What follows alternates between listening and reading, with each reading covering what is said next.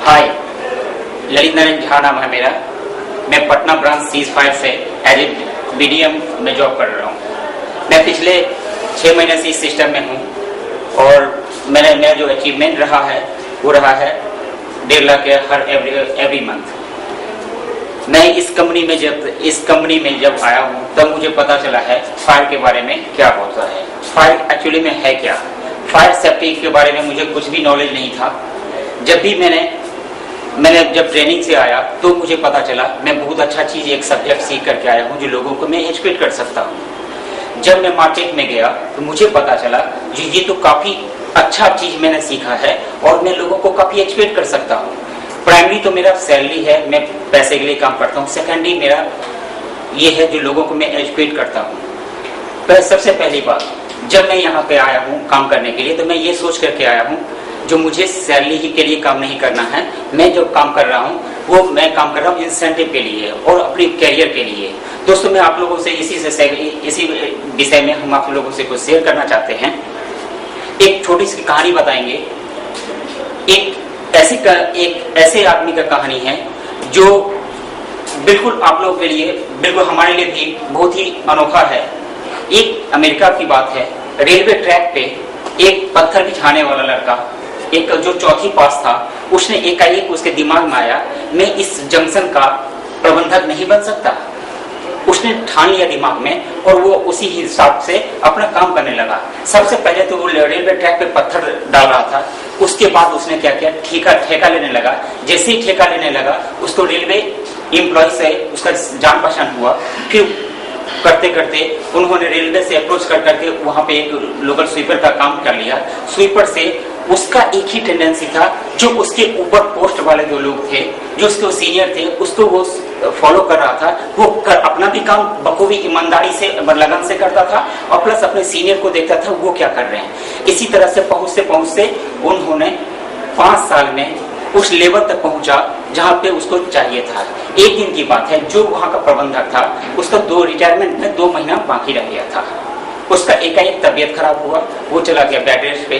अब उसने देखा इसका जगह कौन ले सकते हैं, कौन ले सकता है इसका जगह।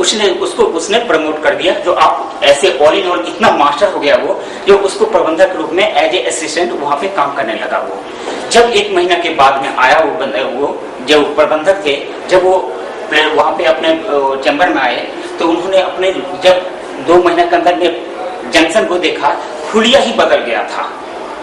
जो जंक्शन वो छोड़ के गए थे वो जंक्शन दिख ही नहीं रहा था। ये 1 महीना के अंदर में उसका हुलिया चेंज कर दिया था काम करके। काफी इम्प्रेस। लेकिन कहीं न कहीं वो जो प्रबंधक थे इनको ईगो दिखा। बोला अब तो किसी को कुछ हो ही नहीं सकता, अब तो मुझे ही ये जॉब मिलेगा, क्योंकि 1 महीना सर को रह गया रिटायरमेंट होने में, अब तो वो मुझे ही मिलेगा। जैसे ही वो गए वहां पे पूछने के लिए, जो सर अब तो आपका रिटायरमेंट हो रहा है, अगला पोस्ट तो आप मुझे ही देने वाले हो। तुरंत बोला पुनर्म उसको भगाओ, तुम तुरंत स्वीपर का काम करोगे। वो तुरंत वो स्वीपर बना और फिर वही लगन से वो उस टाइम में जो पहले जो स्वीपर था जिस लगन से काम कर रहा था उसी लगन से वो स्वीपर का काम करने लगा। फिर प्लेटफॉर्म को चमकाने लगा। ये 1 महीना तक देखने के बाद में बोला, आराम से उसको कंधे पे हाथ रख करके चैम्बर में बुलाया।